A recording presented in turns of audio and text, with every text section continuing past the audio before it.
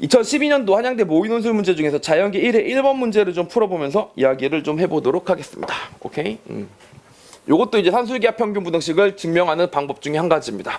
제가 저번에도 말씀드렸지만 삼각 부등식 같은 경우는 증명이 워낙 쉬워서 그걸 증명할 수 있느냐 없느냐를 가지고 문제를 내는 거는 좀 변별력이 없고요. 보통 산술기하 평균 부등식을 증명하는 것은 논술 실력 중에 가장 기본에 해당되기 때문에 연습을 좀 필요로 하고요. 또 산술기하 평균 증명하는 거는 되게 다양한 방법이 있어요. 그러다 보니까 그 중에 하나하나가 각각 문제로 나오는 겁니다. 알겠죠? 제가 어떻게 들었던 분 중에 한 분은 자기가 학교 다닐 때 피타고라스 정리를 배웠는데 여러분도 배웠잖아요.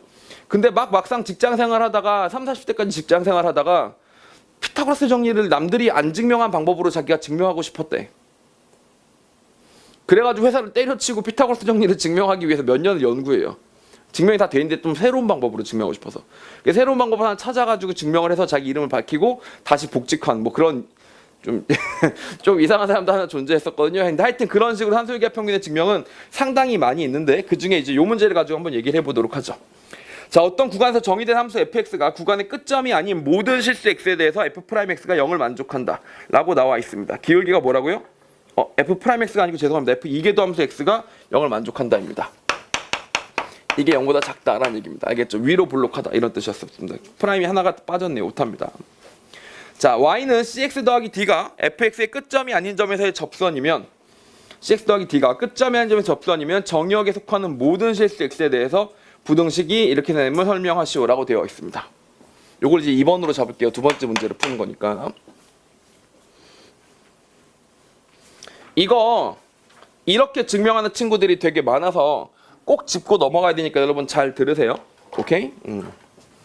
자, 지금부터 쓰는 증명은 틀린 증명입니다. 이렇게 풀면 안 돼요. 이렇게 푸는 친구들이 일컬어서 수리논술 답안지를 한 번도 안 써봤구나 혹은 첨삭은 안 받아봤구나 라고 생각할 수밖에 없는 친구들의 답안지가 보통 이렇습니다. 자, 보세요. 이렇게 쓰는 거지. f'x가 0이므로 위로 볼록. 여기까지 맞아요. 이렇게 써도 됩니다. 교육과정에 있는 거니까요. 알겠죠? 위로 볼록. 그러니까 위로 볼록이 맞잖아. 위로 볼록. 맞죠? 위로 볼록을 해요. 자, 위로 볼록을 해서 위로 볼록 그래프가 그래요. 이므로 이렇게 할 수 있다. 라 할 수 있다. 자, 틀린 증명이야. 베껴 적지 마. 틀린 증명. 이렇게 푼다고 이렇게 풀면 안 된다고. 그런데 끝점이 아닌 점에서의 접선이므로 끝점이 아닌 점에서의 접선이면은 이렇게 커지겠죠. 아니면 뭐 여기서 접선이라면 여기서 이렇게 되겠죠. 여기서 접선이라면 이렇게 되겠죠. 여기서 접선이라면 이렇게 되겠죠. 그러니까 직선이 항상 위에 있죠.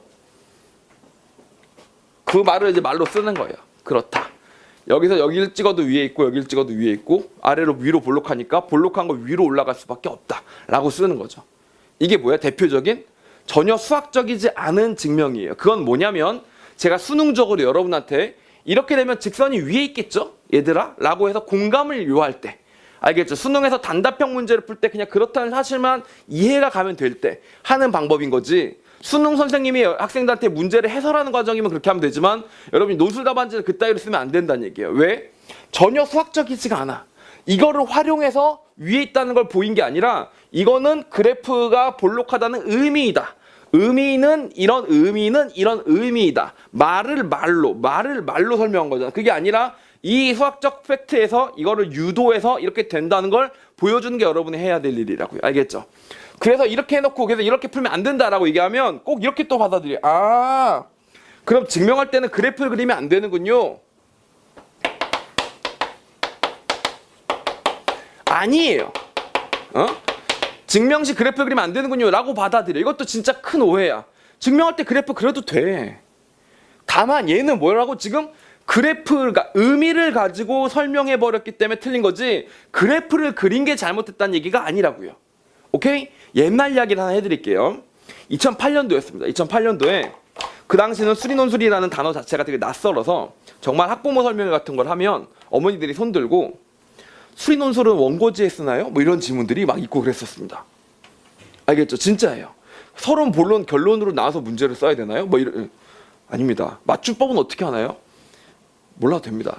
크게 문제만 없으면 됩니다. 전혀 한국말이 아닌 정도로만 틀리지 않으면 맞춤법은 상관이 없습니다. 왜냐하면 채점하시는 교수님들도 다 수학 교수님들인데 맞춤법 알겠어 모르겠어. 몰라요. 맨날 영어로 수학하고 수학 공부하시는 분들은 아직도 읍니다 쓰시는 분들 계셔. 읍니다 너네 알아? 읍니다? 헷 읍니다? 뭐 이렇게 쓰시는 분들도 계셔. 자, 그러니까 그분들이 무슨 너네 맞춤법으로 까겠어, 그렇지? 그나마 이제 여러분이 좀 준비해야 되는 거는 극악의 악필은 좀 삼가해 주시는 게 좋겠죠. 극악의 악필, 오케이? 자, 이렇게 하면 찔리는 친구들 좀 있지. 씨발 나 좀 많이 못 쓰는데 이렇게 생각하는 친구들 있지만 제가 그동안 채점해보면서 극악의 악필이니까 얘는 문제가 있겠다라고 했던 친구들은 1년에 한 명도 잘 못 봤습니다. 그 정도예요. 알겠죠? 여기서 말하는 극악의 악필이란 얘가 진짜 최선을 다해서 썼는데도 불구하고 2줄 이상 읽는데 너무 짜증이 나서 도저히 못 읽어주겠다. 이런 애들이 이제 극악의 악필입니다. 물론 학원에서는 그렇게 쓰더라도 끝까지 읽어서 어떻게든지 해주려고 하는데 예를 들면 뭐 수백 장, 수천 장씩 채점해야 되는 조교 입장에서는 만약에 대학교 조교다 입장에서 딱 보니까 뭐라는 게 새끼는 푹 이게 그리고 버려버리면 여러분은 그냥 그 반박의 여지 없이 날아가 버리게 되죠. 그래서 그런 케이스만 안 하면 되는데 그렇게 버리지 않아요. 좀 글씨 못 썼다고 버리지 않아. 진짜 개 못 썼거나 아니면 애초에 나는 너한테 이 글씨를 인식시키고 싶은 마음이 없다는 느낌이 드는 그런 악필이거나 그러지 않으면 무조건 해주니까 극악의 악필 빼고는 신경 쓸 게 없는데 그럼에도 불구하고 그때는 그런 질문이 나올 정도로 수리논술이 무지하던 시기였어요. 오케이? 자, 그래서 연세대가 무슨 짓을 했느냐? 모의 논술을 친 다음에 채점을 하잖아요. 그럼 채점을 하고 나면 채점 후기를 아주 상세하게 실제 시험지를 스캔해서 보여주면서 이런 식으로 채점이 된다는 사례를 보여주고 이제 이해를 도왔습니다. 자, 근데 그때 어떤 일이 있었냐면요. 원기둥을 자르면 이렇게 생기면 이게 이렇게 약간 여기를 DH로 자르면 하여튼 이렇게 돼요. 이렇게 잘리는 모습이 있었습니다. 근데 어떤 친구가 글자를 3글자로 답을 쓴 거야. 요렇게 자른 거랑 요렇게 자른 거랑 이렇게 해놓고 얘가 뭐라고 썼냐 여기다가 다르다 이렇게 한 거야. 이렇게 알겠죠? 다르다라고 3글자만 쓴 거야. 자, 그리고 교수님이 코멘트를 달아서 채점을 한 걸 이제 스캔해서 공개했는데 코멘트를 달기를 짧지만 핵심을 정확하게 찍은 완벽한 답안이다 라고 돼서 얘가 만점 처리를 받습니다. 알겠죠? 그래서 그때 이게 논술이고 이게 수리 논술이구나를 알게 돼요. 즉 자기가 말하고 싶은 말을 수학적으로 논리적으로 설명을 하면 되는데 그렇다고 의미를 따져서 문제를 푸는 게 아니라 정확하게만 설명을 해주면 실제로 이렇게 자른 거랑 이렇게 자른 거랑 달라요. 그때 자른 2가지 컷이 설명이 되는데 이렇게 된 게 달라요.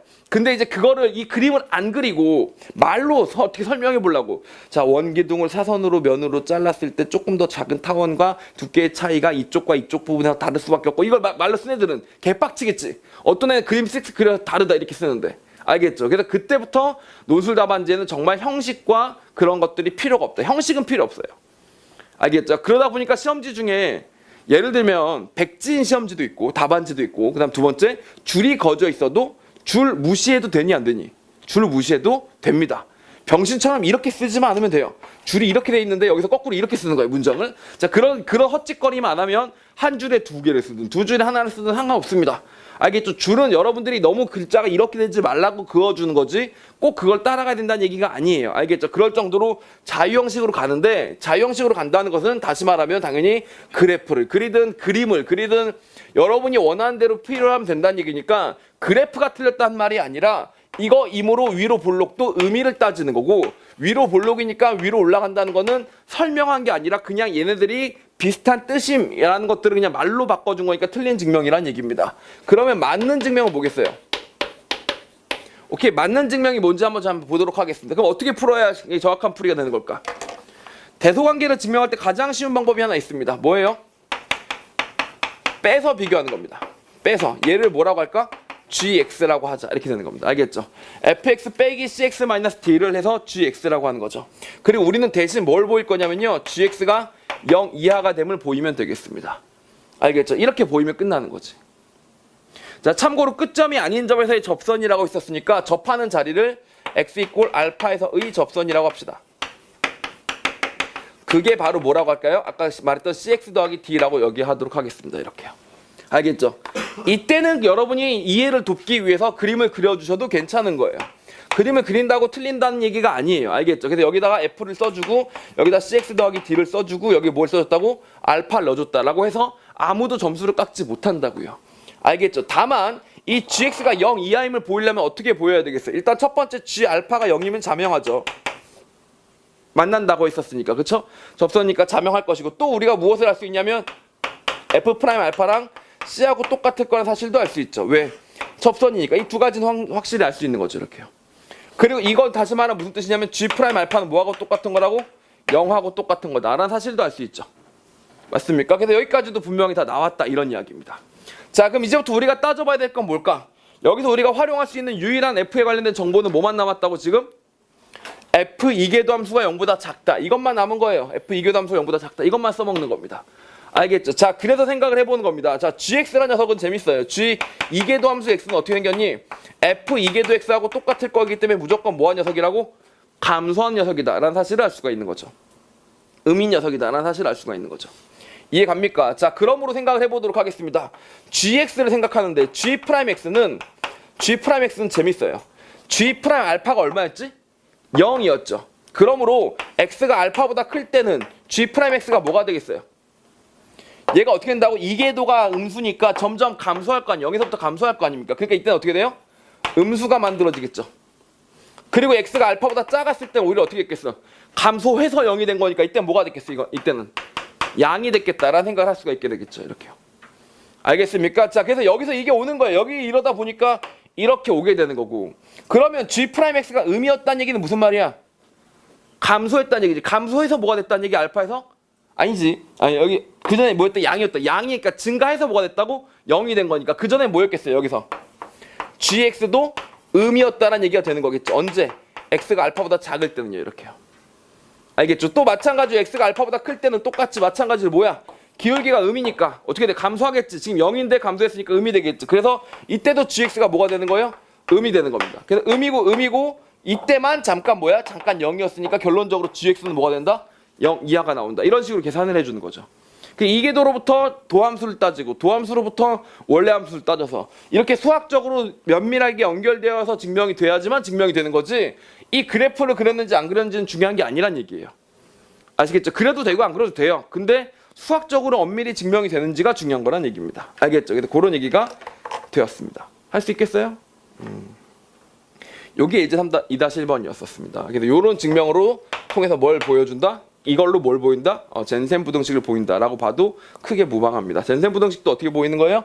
여기 점 하나 찍고 여기 점 하나 찍고 이렇게 해갖고 얘와 얘가 사이 대소관계를 따지는 거니까 본질적으로 큰 차이가 없거든요. 그래서 이런 식으로 젠센 부등식도 보일 수 있다라고 해서 요 문제 풀면서 설명드리는 게 좋을 것 같아서 젠센 부등식 증명 아까 하지 않고 뒤로 넘어갔었던 거다 이렇게 봐주시면 되겠습니다. 알겠죠? 자, 그 다음에 이어서 문제풀이를 계속해 보도록 하겠습니다. 위 부등식을 사용하여 임의의 양의 정수 n과 fx의 정의역에 속하는 임의의 실수 a1부터 an까지에 대해서 다음 부등식이 성립함을 설명하시오. 등식이 성립할 조건은 무엇인지 보도록 하겠습니다.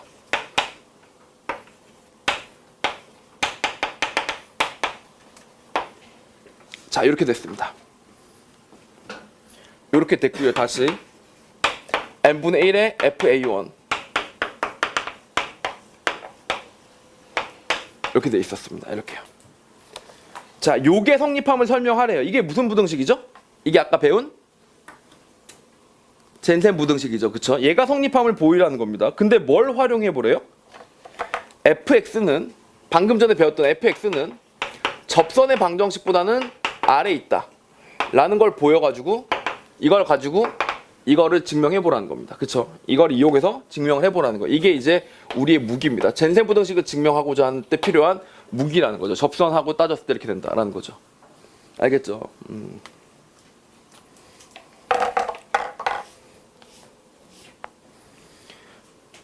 이상한 거 가르쳐 줄게요. 그 옛날에 이제 고등학교 때 수학 경시대회를 치러 나가면 꼭 나오는 한 문제가 기하 문제가 한 문제가 나오고 꼭 나오는 한 문제가 부등식 문제가 하나 나와요. 오케이? 근데 이제 부등식에서 고등학교 수학 경시대에서 나올 수 있는 부등식들은 뭐 몇 종류 없으니까 그 종류에서 이제 돌려 잘 막으면 되는 건데 이렇게 증명을 잘 하면 되는 거예요. 자, 근데 증명을 해나갈 때 이제 주어진 문제를 막 변형을 해 깔끔하게. 그리고 결론은 알고 있거든. 몇 개 넣어보면 결론은 안단 말이야. 그래서 결론은 알아요. 그럼 결론을 좀 더 다시 이것과 비슷하게 다시 갖고 와. 그럼 이제 얘는 밑으로 내려가고 얘는 위로 올라가니까 중간에 한 단계가 남아요. 여기를 이제 마저 채우면 뭐야? 이 증명이 완성이 되는 거예요. 근데 보통 수학 경시대 문제는 어려울 거 아니야. 그러니까 쭉 가다 보면 여기 중간 단계를 뭘로 채워야 될지를 잘 모르겠거든요. 무슨 부등식에서 이게 되는지 잘 모르겠어. 그러면 그냥 그렇다고 해. 원래 홍수딱 넘어가는 거예요. 원래 그러면 안 되겠지. 그럼 안 되겠지. 그냥 얘는 이렇게 되므로 이렇게 하면서 넘어가 버려요. 그럼 채점한 사람이 이따 보면 이렇게 쭉 말하다가 갑자기 훅 건너뛰는 거지. 이게 뭐라는 거야 이렇게 되는데 그렇게 해도 부분 점수가 꽤 나와요. 알겠죠? 그게 되게 중요한 거면 안 나올 때도 있지만 부분 점수가 꽤 나와. 그럼 거기서 점수를 득한단 말이야. 결국엔 못 푼 건데 못 풀지 말고 거기까지라도 좀 쓰라는 거지. 그것만 얼렁뚱아 넘기고 그러면 점수를 따서 그걸로 이제 장려상, 동상 이런 것들은 좀 탈 수 있고 이런 게 좀 있었었는데 자 이것도 그때 쓰는 유용한 테크닉 중에 한 가지인데요. 이것도 보세요. 약간 이런 테크닉이 보이시면 좋습니다. 보세요. 우리가 쓸 건 뭐냐면 fx가 cx 더하기 d보다 어떻대? 크대 작대 지금? 작대. 그러면 요 fx들이 딱 얘네들이 다 뭐가 돼야 되는 거야? 얘네들이 다 지금 애들이 무슨 애들이야? 얘보다 더 작은 애들인 거지. 그러니까 얘가 요렇게 돼서 쭈르륵 합쳐지면 되는 이런 개념이라고 이렇게요. 자 여러분 잘 보세요. 보세요. 얘가 작은 쪽에 있는 애고 얘도 작은 쪽에 있는 애니까 얘네끼리 끼워 맞추는 거야. 봐봐. FA1은 뭐보다 같거나 작겠어? 끼워 맞추는 거야. FA1은 뭐보다 작겠어? CA1 더하기 D보다 작거나 같겠지. FA2도 뭐보다 작거나 같겠어? CA2 더하기 D보다 작거나 같겠지. 이렇게 해주는 거야. 이렇게. 왜 이렇게 한다고? 아니 부등호 방향이 사람 딱 그렇게 만들어줘야 될 것 같이 생겼잖아. 근데 여기서 때리는 거 FAN은 분명히 CAN 더하기 D보다 작거나 같을 것이다. 오 이렇게 되는 거죠. 알겠죠? 아까 등호 성립 조건은 언제라 그랬죠? 등호 성립 조건은? 등호 성립하려면 어떻게 된다 그랬지? 여기에 X가 들어갔을 때잖아. 지금 우리가 생각하는 거 X라는 어떤 문자가 들어갔을 때니까 등호가 성립하려면 A1이 뭐여야 돼? A1이 그 접점 알파거나 A2가 뭐거나 접점 알파거나 AN이 접점 뭐거나 알파거나 자 그랬을 때만 등호가 성립했겠죠. 자 그리고 지금 꼬라지를 보니까 여기서 뭐 해놨어요? 지금 걔네들은 전부 다 더해놨단 말이야. 그래서 우리도 어떻게 하자고 지금? 다 더하지 뭐. 싸그리 더하지 뭐. 더해. 다 더했어요. 그럼 여기도 뭐가 돼? 다 더해주면 이 D가 N개 만들어질 것이고 여기 A1 대신에 A1부터 AN까지 모든 애들이 합이 들어갈 거 아닙니까? 이렇게요. 근데 보니까 또 다시 N으로 나누래. N으로 나누면 다시 여기 N으로 나눠주면 되는 거고 여기 N 다시 지워지면 되는 거고 여기도 N으로 다시 똑같이 나눠주면 되는 거지 이렇게. 알겠죠? 자 그러므로 우리가 맨 마지막에 얘를 딱 부등식을 끼워 맞추려면 뭐만 되면 되냐면 요식하고 요식이 둘이 어떻게 하면 돼? 서로 같기만 하면 되는 거야. 그래서 우리가 원하는 건 뭐냐? F n분의 A1부터 AN까지가 있는데 얘하고 C를 똑같이 때렸을 때 n분의 A1부터 띠띠띠띠 때려서 AN까지 더하기 D 하고 둘이 어떻게 하면 된다고 딱 똑같기만 하다면 내가 원하는 게 나오는 거지. 그치? 자 근데 얘들아 이게 뭔데? 이 CX 더하기 D라는 녀석이 뭔데 애초에? 그냥 F의 뭐라고? F의 적절한 점에서의 접선의 방정식이지. 접선하고 원래 함수가 똑같으려면 언제여야 돼? 접선하고 원래 함수가 똑같을 때가 언제였었어? 접하는 그 순간이었을 거 아니야, 그치? 그러니까 이 CX 더하기 D를 뭐라고 놓으면 되느냐? 요 점에서의 접선의 방정식이다 라고 놓으면 되는 거예요. 그러면 둘이 똑같아졌겠죠. 즉 다시 말하면 함수값들이 이렇게 있었던 거야. 함수값들이 이렇게 있으면 그 점에서 그 함수값들의 뭘 구해? 평균을 구해. 알겠죠? 평균을 구해. 평균의 접선을 구해. 알겠습니까? 그럼 그것들을 합치면 위에 있을 테니까 그걸 바탕으로 요 젠센 부등식을 유도할 수 있다. 이렇게 되는 겁니다. 등식이 성립하는 조건은 뭐고요? 그래서 A1부터 AN이 전부 다 접선하고 같아야 되는 거니까 다 같아야 된다는 얘기고요. 요게 모두 다 성립해야 되는 거니까. 이게 알파고요. 끼워 맞춘다는 게 뭔지 알겠어요? 제가 말을 이렇게 하니까 되게 이렇게 꼼수 같은 거 알려주는 느낌이 드는데 사실 증명하는 방법을 깨닫는 거죠. 자, 생각을 해봐. 수학에서 증명은 졸라 중요해요. 왜냐면 자기가 주장하고자 하는 바를 엄밀하게 설명할 수 있어야 될 거 아니야. 그래서 수학에서 증명하는 능력은 되게 중요한데 수능을 출제할 때 이런 부닥침이 있었겠지. 수능 문제를 맨 처음에 만들자라고 시험을 도입하려고 하니까 야 수능은 단답형이 아니냐. 그럼 애들 단답형 하는 것들을 단답형으로 어떻게 학생들의 증명 능력이 있는 애를 뽑아내냐. 아 그러네? 아 근데 그렇다고 주관식으로 내자니 단답형이 아니라 서술형으로 문제를 내자니 그럼 그 수많은 애들을 어떻게 채점할 건데 이렇게 되는 거죠. 그러다가 이제 치고받고 하다가 결론이 났어. 그럼 단답형을 일단 하긴 하는데 증명할 수 있는 능력을 평가하는 방법도 고안해봐. 라고 하다가 만들어진 문제가 뭐야? 빈칸 채우기라고 보시면 돼요. 그죠? 증명을 쭉 하다가 앞뒤 증명 잘라놓고, 그지? 띠띠띠 다음과 같이 중략, 하략 해놓고 증명에다가 빈칸만 딱 뚫어놓고 여기를 채우라고 시키자. 그러면 사실 처음부터 증명하는 건 아니지만 어느 정도 증명 능력의 평가가 된다. 라고 하면서 그 방법이 굳어져서 지금까지 오는 거지.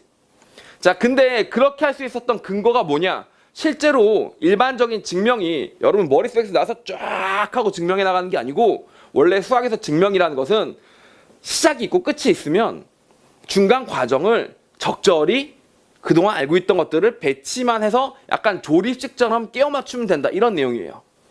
오케이? 즉 예를 들어서 조립식을 하려고 하는데 그림 보니까 싶으면 로봇가 나와야 돼. 근데 여기 보니까 부품이 쫙 있어. 그럼 원래 매뉴얼 보고 하나씩 끼우면 되지만 까놓고 매뉴얼 보고 안 끼워도 간단한 조립식은 어떻게 하면 돼 그냥. 왠지 이거 끼워야 발 될 것 같고 이거 끼워야 손 될 것 같고 손이랑 발은 이렇게 끼우면 될 것 같고 이렇게 되잖아, 그지? 그럼 끼우다 보니까 로봇도 된 거야. 물론 그러다 보면 목이 없거나 뭐 그지? 뭐가 나중에 어떻게 끼우나 뭐 이런다거나 뭐 이런 일들이 생기긴 하지만 하여튼 끼워지지. 원래 그렇게 되는 거야, 증명이라는 게. 그러니까 학생들한테도 뭐냐면 그 부분만 지워가지고 조금이라도 지워가지고 그 조립식 느낌이 되게 살리면 평가 가능하다라고 나온 거죠. 여러분들도 어떤 스킬을 좀 길러야 되느냐? 절대 증명이라는 게 갑자기 여러분이 고유한, 여러분만의 고유한, 남들은 없는 고유한 아이디어가 있어서 아, 이러니까 그렇군 하더니 쫙 증명이 되고 그게 아니에요. 너네는 수학자가 아니에요. 알겠죠? 그냥 수리논술 문제를 푸는 수험생에 불과하다고. 그러면 주어진 원리를 그냥 갖고 와서 껴서 얘가 이걸 왜 냈지를 주의를 살펴가지고 눈치껏 집어넣어서 풀어나가는 게 오히려 논술을 증명하는 좋은 방법이야. 얘들아 잘 봐봐. 요 세 번째 문제를 보는데 이 세 번째 문제를 증명할 수 있느냐 없느냐가 바로 지금 증명 스킬을 깨달았느냐 못 깨달았느냐를 보여주는 좋은 예가 되니까 한번 살펴보도록 하겠습니다. 예제 3-2에 방금 전에 위의 부등식을 사용하여 임의의 양의정수 n과 임의의 양의정수 띠띠에 대해서 이게 성립함을 보이시오라고 했는데 봐봐. 우리가 써먹을 수 있는 부등식은 뭐야? 이 부등식이야. 이게 우리에게 지금 주어진 조립식의 부품 같은 존재야. 요걸 우리가 써먹으려고 했다고. 이걸 써먹을 거야. 그런데 젠장한 우리 걸 통해서 이걸로 쭉 하다가 맨 마지막에 나와야 된 결론이 뭐야? n분의 a1부터 해가지고 an까지가 나와서 여기가 요대로 나오니까 이거 왠지 그럴싸해, 그지? 근데 여기서 개 짜증나는 것 중에 한 가지가 뭐냐면 갑자기 루트가 나오면서 헐, 뭔 일이 생겼니 지금? 곱이 나와버렸어. 곱이 나와버렸어. 탱. 자, 얘는 뭔데 우리에게? 합인데 얘는 뭐야? 얘는 곱이야. 우린 FA1과 A2와 AN들의 합밖에 모르는데 여기는 곱이 나와 있는 거야. 어떻게 해결할까 이거를? 그치, 합을 곱으로 바꾸는 함수 일 것이고, 두 번째, 지금 F가 뭐여야 됐지? 기본 전제 조건이 위로 볼록한 함수였지. 곱을 합으로 바꾸면서도 위로 볼록한 함수 뭐 떠올라? 로그 함수라고요. 로그 함수야. 로그 함수. 알겠지? 그러니까 여기다 집어넣어 주는 거야. 거기다 특히 이런 것도 힌트가 되지. 이미 양의정수 n과 이미 양의정수 n은 그렇다 치고 개수니까 임의의 양수 A1부터 AN에 대하여라고 되어 있잖아. 양수. 이쯤 되면 뭐야? 확신이 확 오는 거야. 왜? 로그는 양수밖에 못 들어가잖아. 아, 양수. 로그다. 로그. fx를 뭐라고 하자? lnx라고 하자. fx를 lnx라고 하자. 이렇게 하는 거죠. lnx라고 하자. 자, 그럼 이 녀석은 뭐가 되고? ln a1 더하기해서 an까지가 만들어지고 n분의가 될 것이다. n분의 1에 이 녀석은 뭐가 된다? ln a1부터 an까지 합이지만 싹 다 뭐가 된다? 곱이 된다. 알겠죠? 그래서 n분의 1도 어떻게 된다? 위로 올라가서 n분의 1승이 된다. 그러면 ln끼리는 같이 2에다 얹어가지고 지워버린다. 그러면 끝난다. 따라서 여기서 뭐가 됐다? 여기서 갑자기 여기다 뭘 넣으면 좋았다? fx는 lnx라는 것이었다. 이게 이 문제의 핵심 아이디어였다. 근데 fx는 왜 lnx에다 넣으면 산술기하 평균이 되는가? 그래서 이거를 전 세계에서 가장 먼저 찾은 사람은 젠센 부등식이라는 게 있는데 이거를 n에다 집어넣으면 산술기하가 되네? 를 찾고 환희의 깨달음을 얻었겠지. 와, 씨발 그렇구나 이러면서. 근데 그거는 개고 세계 역사상 유일한 한 명 걔고 너네는 그게 아니잖아. 지금 혼자 고민하다 보니까 갑자기 LNX를 딱 넣으면 산술계가 증명되거나 이렇게 깨달은 게 아니잖아. 그냥 이걸 가지고 이걸 증명하래. 어떻게 증명하지? 증명법을 평가받고 있는 중이잖아. 증명할 수 있는 능력이 있는가?